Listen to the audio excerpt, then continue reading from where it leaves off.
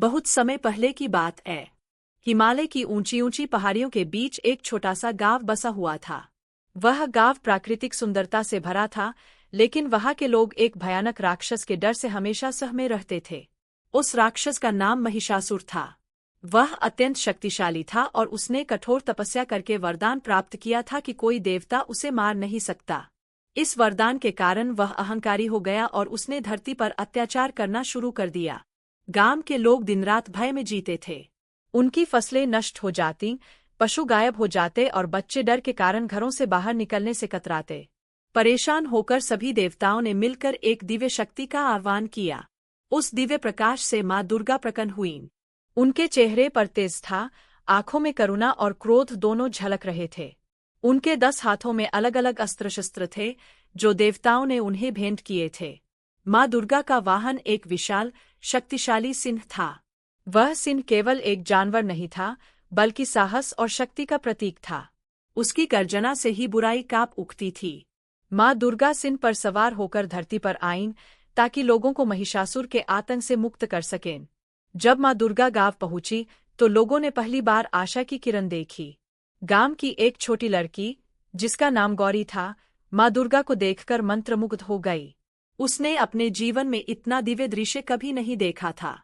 गौरी रोज मंदिर में जाकर माँ दुर्गा की पूजा करती और प्रार्थना करती कि वे उसके गांव को बचा लें। एक दिन महिषासुर को पता चला कि एक देवी उसे चुनौती देने आई है।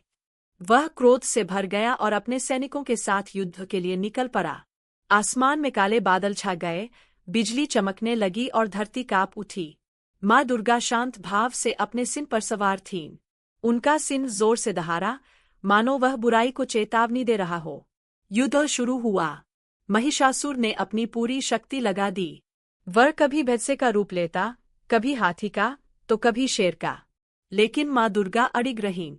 उनका सिंह हर वार में उनका साथ देता। जब भी कोई राक्षस माँ पर हमला करने की कोशिश करता, सिंह तुरंत उस पर झपट पड़ता।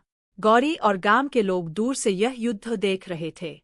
वे डरे हुए थे, लेकिन उन्हें विश्वास था कि माँ दुर्गा जीतेंगी। गौरी ने आंखें बंद करके प्रार्थना की, माँ, हमें बचा लो। युद्ध कई दिनों तक चलता रहा। अंत में माँ दुर्गा ने अपने त्रिशूल से महिषासुर पर प्रहार किया। सिंह ने जोरदार गर्जना की और उसी क्षण महिषासुर धरती पर गिर पड़ा। उसकी हार के साथ ही आसमान साफ हो गया और चारों ओर प्रकाश फैल गया। गांव में खुशी की लहर दौड़ गई। लोग माँ दुर्गा के चरणों में गिर पड़े और उनका धन्यवाद करने लगे। गौरी भी आगे बढ़ी और माँ के सिंह के पास जाकर खड़ी हो गई। पहले तो वह डरी, लेकिन सिंह की आंखों में उसे स्नेह दिखाई दिया। उसने धीरे से उसके सिर पर हाथ फेरा। सिंह शांत था, मानो वह समझ रहा हो कि यह बच्ची श्रद्धा से भरी है। माँ दुर्गा ने मुस्कुराकर गौरी को आशीर्वाद दिया और कहा, साहस और भक्ति से बड़ी कोई शक्ति नहीं होती। जब तक तुम लोग एकजुट रहोगे और सच्चाई का साथ दोगे, कोई भी बुराई तुम्हें नुकसान नहीं पहुंचा सकती। इसके बाद माँ दुर्गा अपने सिंह के साथ आकाश में विलीन हो गईं। लेकिन उनकी याद और उनका संदेश गांव वालों के दिलों में हमेशा के लिए बस गया। उस दिन से गांव में हर साल नवरात्रि का पर्व बड़े उत्साह से मनाया जाने लगा। लोग माँ दुर्गा की मूर्ति स्थापित करते, भजन गाते और अपने बच्चों को साहस, सच्चाई और भक्ति का महत्व सिखाते। गौरी बड़ी होकर एक समझदार और साहसी महिला बनी। वह हमेशा बच्चों को माँ दुर्गा और उनके सिंह की कहानी सुनाती और कहती, यह सिंह हमारे अंदर की शक्ति का प्रतीक है। जब हम डर पर विजय पा लेते हैं, तब हम भी माँ दुर्गा के सिंह की तरह मजबूत बन जाते हैं। समय बीतता गया, लेकिन उस गांव में कभी फिर कोई बड़ा संकट नहीं आया।